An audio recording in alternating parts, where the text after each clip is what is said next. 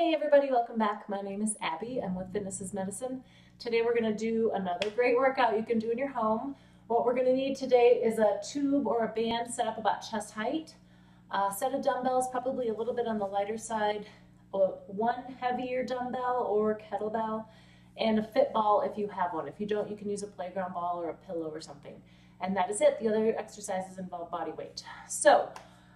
Remember to come into these workouts warmed up and ready to go. I know I say that every time, but it's really important to get your heart rate up, get your blood vessels open, get that blood flowing to your muscles and get them warmed up before you start working them a little bit harder. So let's get started. We are going to start with a chest press today with your bands. So what we're going to do is face away from the wall. And depending on if you have handles or just the band, I find it's easier to put the handles on the inside of my arms so that it doesn't scrape across my elbows and my arms. So we're going to step forward. So we want to stagger your stance so that your back doesn't try to take this. So we're going to press just forward. So this is a similar muscle group that push-ups work, just a little bit different fashion here. Okay, so we're going to push forward and slowly come back. You're going to want to keep your abs engaged. 3, 4. Remember, you can always step out further to make it more difficult, or step back closer to the wall to make it a little easier. 6. Keep breathing. 7. Keep your shoulders down away from your ears. 8, 9, and 10. Good. Slowly both directions. Don't let that band control you on the way back. You want to control it both directions. Okay, good. Now we're going to pick up your kettlebell or a little bit heavier dumbbell. Remember to always pick it up with good form. And we're going to do a suitcase squat. We've done this in the past, but we're going to do it just a little bit differently today. We're going to do one whole set hanging on with one side, one arm, and then we're going to move to another exercise. And then we're going to come back and do one whole set hanging on with your left or your opposite hand. So you want to start with your feet about shoulder width apart, not super wide, because you're going to squat down and keep this weight just on one side. So you're going to need to keep your shoulders level. So you're going to need to engage your core. So you're holding that weight on one side, straighten out your shoulders, make sure you're nice and level. You can watch yourself in a mirror if you need to. And we're just going to sit straight back. So still using that good form where you sit back into your heels. You're going to tip at the hips here and your knees. Everything is bending if you need to. You can put something in front of you like this so you can hang on and sit back just a little bit more, because we don't want to be going like this. You want to sit those hips back. 3, 4, staying as level as you can with your shoulders, keeping that abs, keeping that core engaged. 6. If this is really difficult for you, grab a lighter weight. 8. And use something in front of you to hang on, like a kitchen counter or something sturdy like a banister or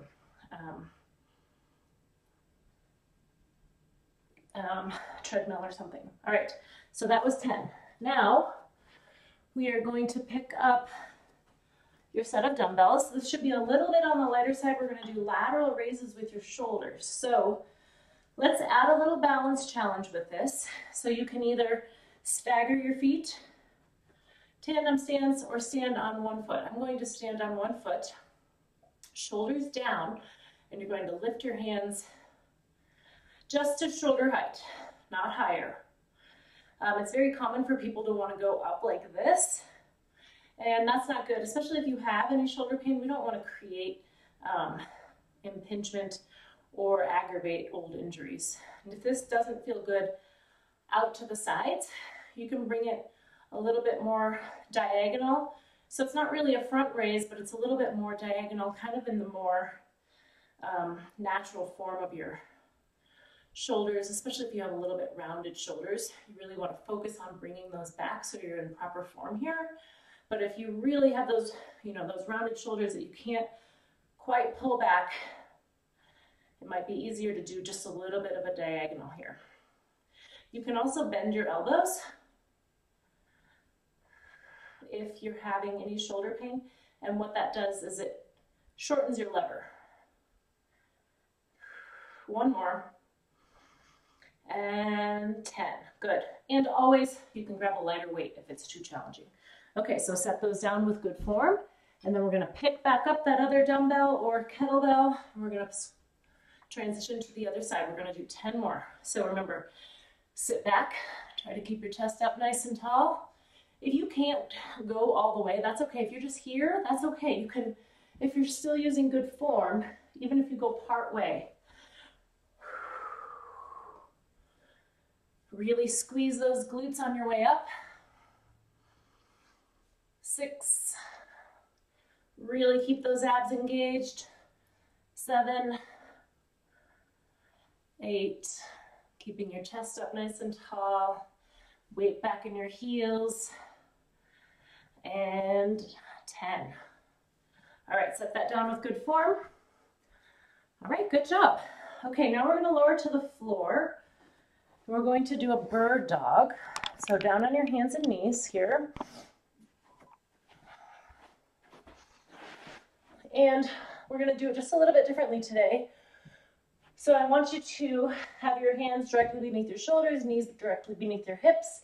And we're going to reach out with one side, one arm. Your opposite leg is back. And we're going to do one whole set on this side. What we're going to do is take it away from center.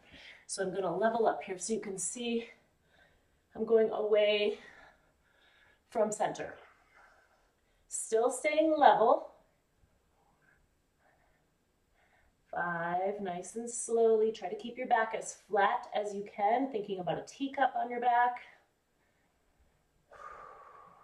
And you're keeping your head in line with the rest of your spine. 10. All right, now we're going to switch and do the other side. So arms straight out, legs straight out on the opposite side. Just bringing it slightly away from center, really making your entire posterior chain work. I'm kicking my thing here. 5, 6. You should really be feeling this also in your core a little bit. And 10. All right, good. You can sit back in child's pose and really stretch out those arms and glutes. And then we're going to stay down on the floor. We're going to flip over on your back. Okay. So now we're going to do bicycle abs, which we've done in the past. But a quick reminder, start with your feet flat on the ground. And then you want to flatten your back to the floor. This is going to protect your back in this exercise. So we're going to straighten out one leg. If you already know how to do these, get started, go ahead. Remember, your goal is to keep your back flat here. So anytime you need to stop and readjust, and get that back flat. So we're going to start here. You can just switch your feet. If that feels doable, put one leg off the ground, put your other leg on the ground. And if that feels doable, then try both. If you really cannot maintain your back flat to the floor, try doing it with your legs a little bit more bent. So you're not going to straighten it out all the way here. We'll just keep them a little bit more bent because that keeps that lever shorter, making it easier to keep your back flat.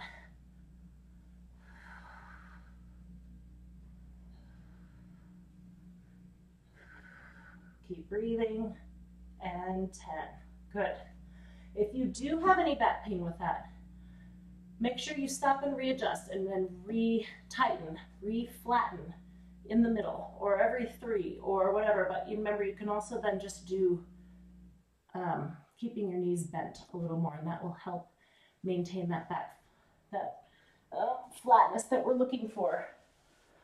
Okay, one more. We're going to stand up. So I want you to stand up nice and slowly. Remember, get up on your hands and knees. Make sure that you're not dizzy each step of the way.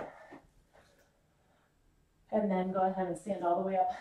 Just in case, always make sure you're standing next to something sturdy in case you do get up and start to feel dizzy.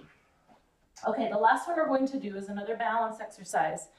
And we're going to take your fit ball, if you have one. If you don't, You can use a playground ball, you can use a throw pillow. If you don't have any of that or you don't want to be bothered with it, just use your arms and mimic what we're doing here. So we're going to take this ball, stand on one foot. If that's too much, do a tandem stance. And we're going to go around in a circle. So you're going to kind of frame your face so that you should be able to see me the entire time. We're going to go 5 times. 4, as slowly as you can, and making that circle as big as you can. 5, okay. And again, you can always make this more challenging. You could stand on a balance pad, you could stand on a balance disc, you could stand on a throw pillow, you could stand, now we're gonna go the opposite direction with the ball too. You could do this more times. So instead of doing it 5, do it 10. But really, the point is really having to center while this extra, it's not that heavy, but it's coming way off to your side, and you're having to really focus on maintaining that balance. Keeping your core nice and tight will also help you.